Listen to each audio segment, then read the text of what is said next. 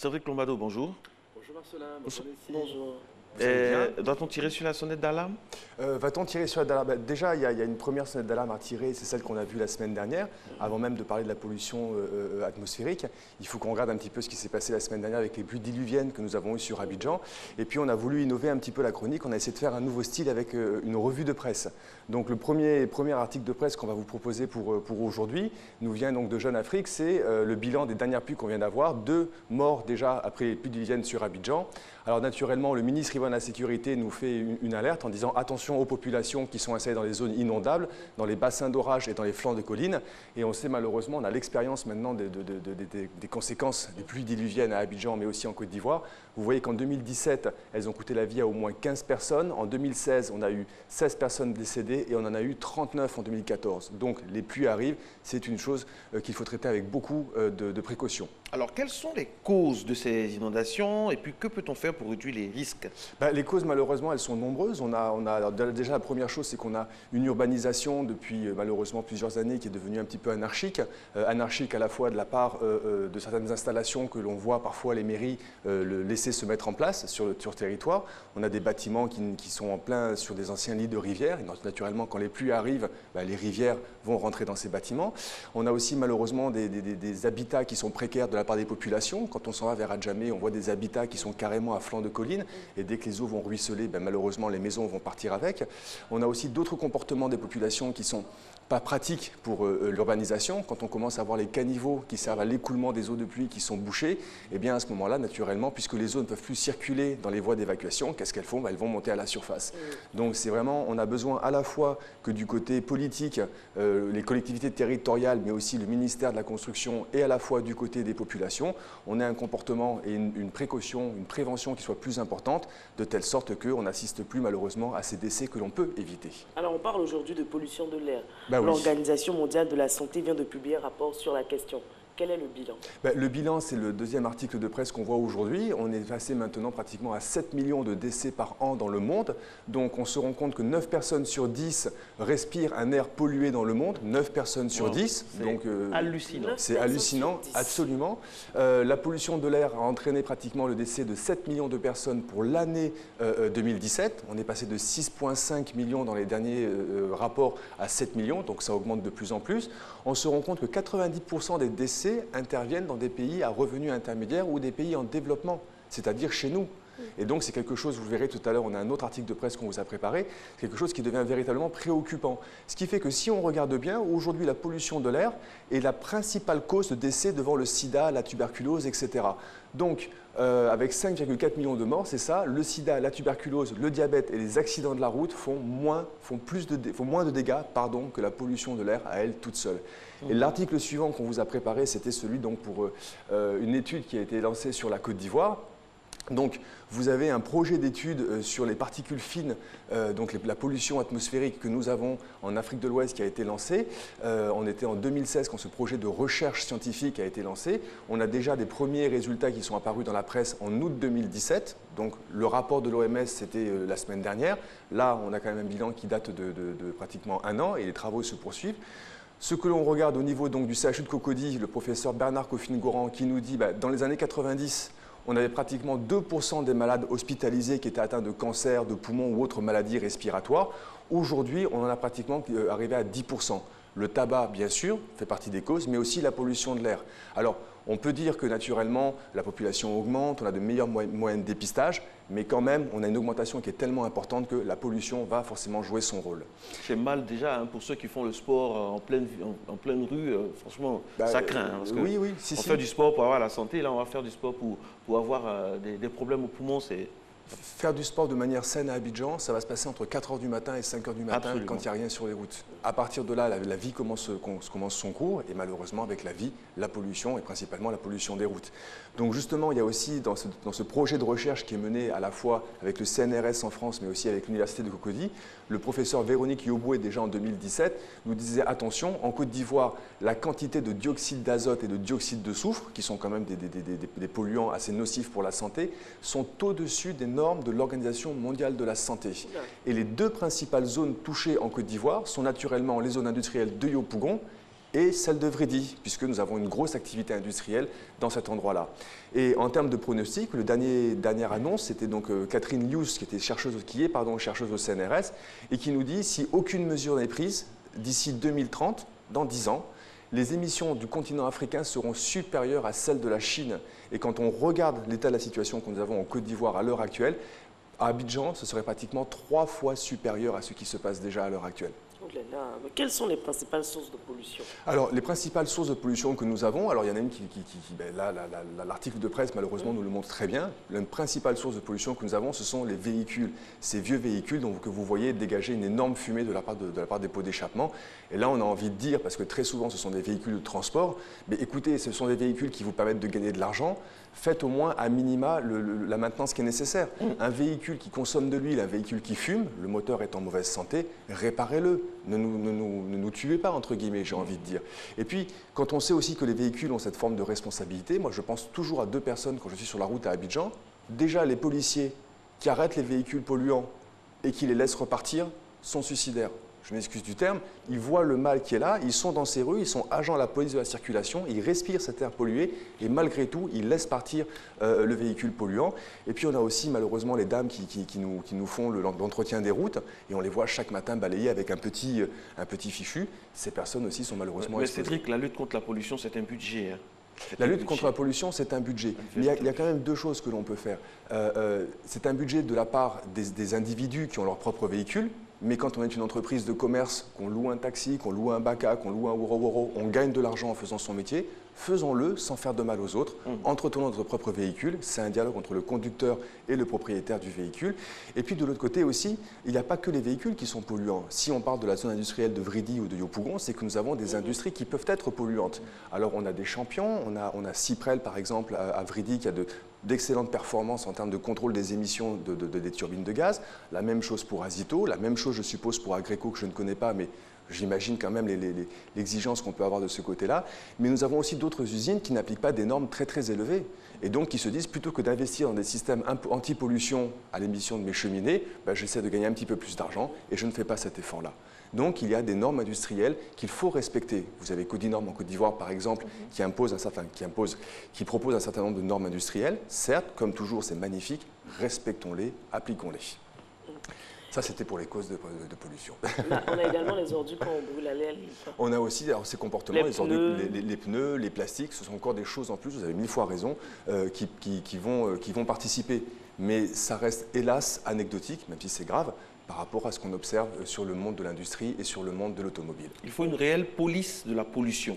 Il faut une police de la pollution, absolument. On le voyait tout à l'heure, on a une police de la circulation, donc à elle d'appliquer son métier. On a aussi une police de la pollution, puisque en Côte d'Ivoire, vous avez le CIAPOL, le Centre ivoirien anti-pollution, et avec des audits environnementaux qui sont mis en place chaque année dans les usines.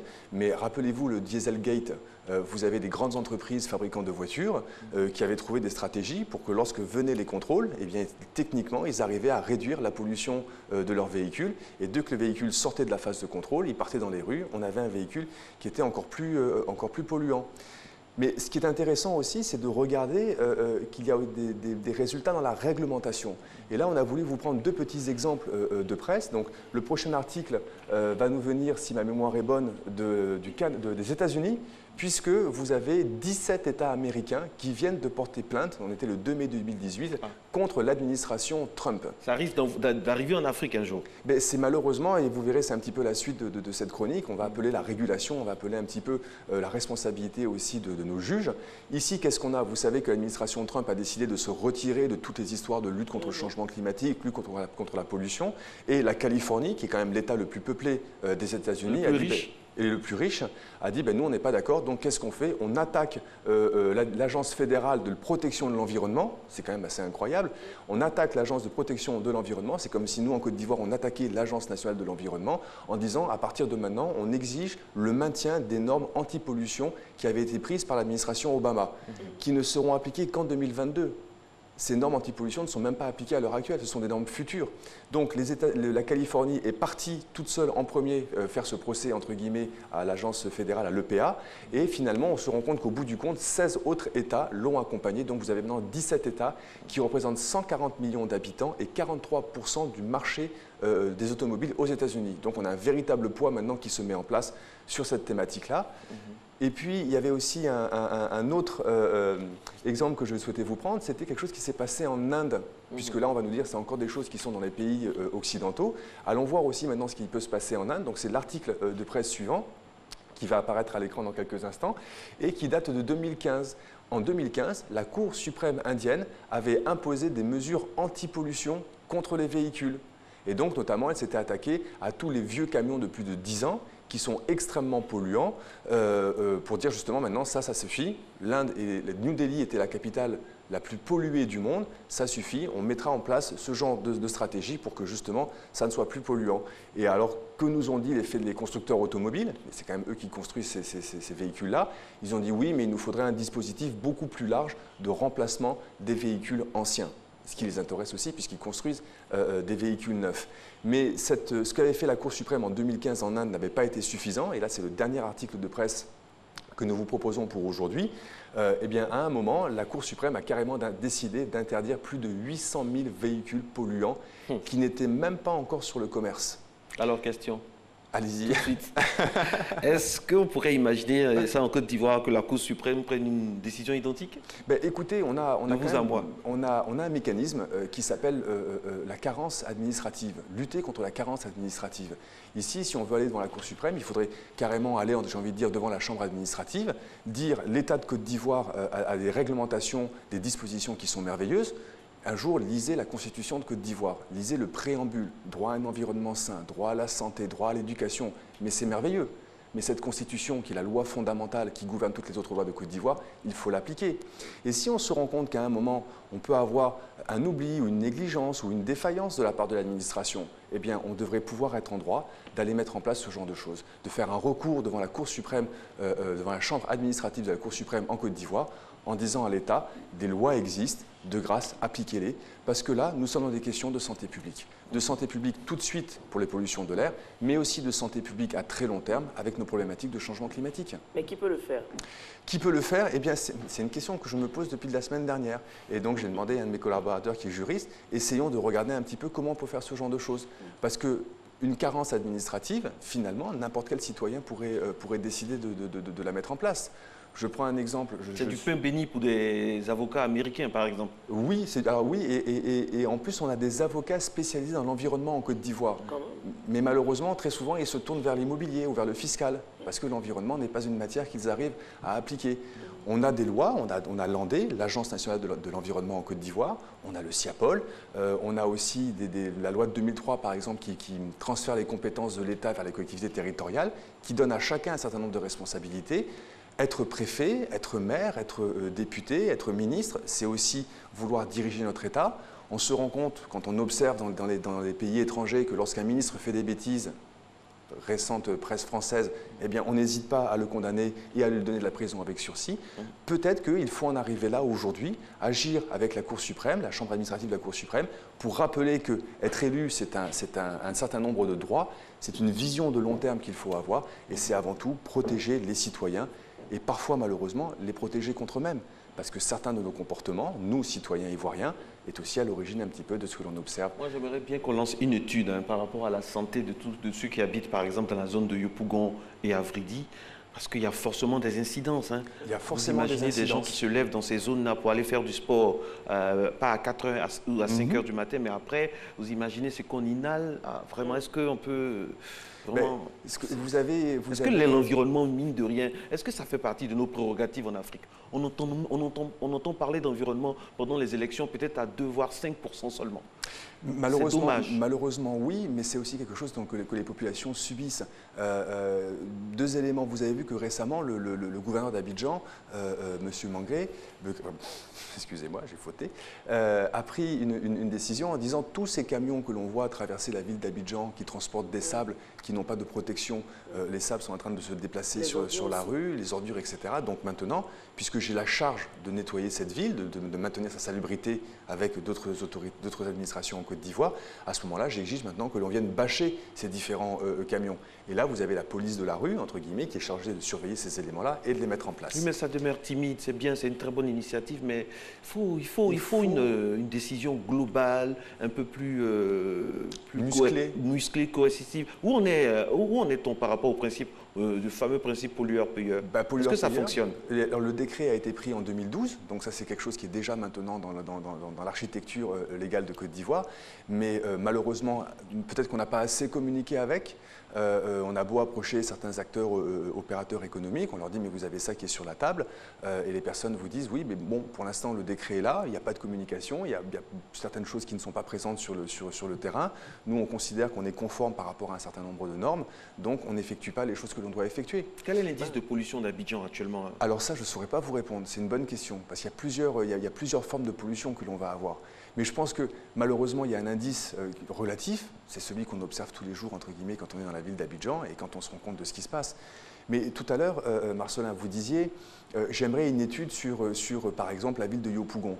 Et je vais vous donner un résultat qui vient de sortir il n'y a pas très longtemps en France. C'est le port de Sète, dans la Méditerranée, qui est le plus gros port des hydrocarbures que l'on a en France. Et puis les gens se sont rendus compte, mon Dieu, on a des problèmes de pneumonie chronique, ça s'appelle le BPCO. On se rend compte que dans le même village, on a de plus en plus de personnes qui sont atteintes de sclérose en plaques. Et pourtant, on a bien une industrie qui respecte des particules fines qui ne dépassent pas les 2,5 microns, excusez-moi.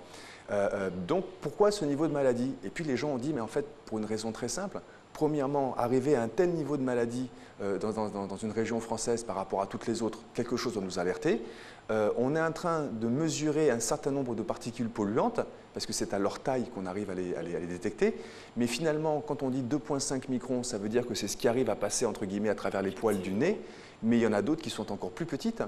Et celles-là, elles rentrent dans la gorge, elles rentrent dans les poumons, et on ne les suit pas. On n'a pas mis en place d'instruments pour les détecter, et parce qu'on ne les détecte pas, on les a laissés faire ces maux. Et l'une des conséquences de ce qui s'est passé, c'est que justement, il y a eu un procès en carence administrative contre l'autorité administrative de cette région, en disant ça fait des années qu'on vous dit qu'il y a quelque chose qui ne va pas, on vous le met sous les yeux, et malgré tout, vous prenez des actes, vous dites des choses, mais le mal n'a toujours pas été réglé. Et ici en Côte d'Ivoire, en attendant que les mesures soient prises, comment se protéger? Se balader avec des masques? Prendre beaucoup de lait? Alors, le lait est un anti-poison, effectivement, mais malheureusement, le lait va agir sur ce qu'on a déjà mis en place. La première des protections, comme vous l'avez dit, c'est celle de ce fameux masque que l'on peut mettre en place. Mais qu'est-ce que ce masque va arrêter comme pollution? Qu'est-ce que ça peut filtrer? Ça fait très peu de choses. Moi, vous savez que je me déplace en moto sur Abidjan. J'ai 2 indicateurs pour vérifier l'état de la pollution. Donc, j'ai mon masque et tout derrière mon casque. Et puis, quand je rentre à Babassam chaque soir, j'en prends mon casque, je le nettoie, et nettoyant, je le nettoie chaque matin, je le nettoie chaque soir, j'ai quelque chose de vraiment très très noir. Après, à une époque, je portais une écharpe justement pour essayer de compléter un petit peu la protection de la respiration. Puis au bout d'une semaine, l'écharpe blanche était grise. Donc on est vraiment exposé à tout ça. Et le cri d'alerte, c'est, puisque nous avons des agents de la circulation, la police de la circulation, qui sont exposés par cette pollution en permanence, quand ils voient un véhicule polluant passer, ne les laissez pas partir. Il y va de votre vie. Il y va de votre santé et de votre vie.